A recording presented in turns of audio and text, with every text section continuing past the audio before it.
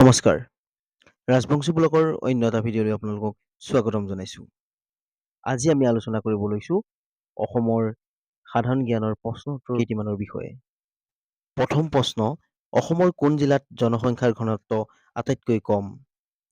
ডিমা হাছাও, উত্তৰ কাছাৰ পাৰ্বত্য জিলাত, প্ৰতি বৰ্গ কিলোমিটাৰ 44 জন।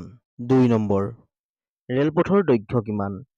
ৰেলপথৰ দৈৰ্ঘ্য 2433.34 কিলোমিটাৰ। ব্ৰহ্মপুত্ৰৰ ওপৰত স্থাপন কৰা প্ৰথমখন দলঙৰ নাম কি? উত্তৰ শৰাইঘাট দলং, গুৱাহাটী আৰু আমিনগাঁৱৰ মাজত অৱস্থিত। 4 নম্বৰ প্ৰশ্ন, ব্ৰহ্মপুত্ৰৰ ওপৰৰ দ্বিতীয়খন দলঙৰ নাম কি? উত্তৰ কলীয়াভোমোৰা দলং, শিলঘাট আৰু তেজপুৰৰ মাজত অৱস্থিত। 5 নম্বৰ, ব্ৰহ্মপুত্ৰৰ ওপৰত অৱস্থিত চতুৰ্থখন দলঙৰ নাম কি?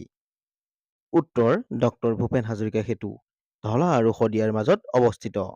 6 নম্বৰ প্ৰশ্ন, অসমত ৰাসায়নিক সাৰৰ কাৰখানা ক'ত আছে? উত্তৰ ডিব্ৰুগড় জিলাৰ নামৰূপত।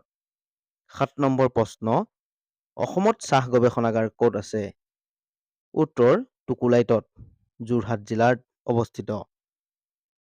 8 নম্বৰ প্ৰশ্ন, উত্তৰ পূৰ্বাঞ্চলৰ আঞ্চলিক কফি গৱেষণা কেন্দ্ৰ ক'ত আছে?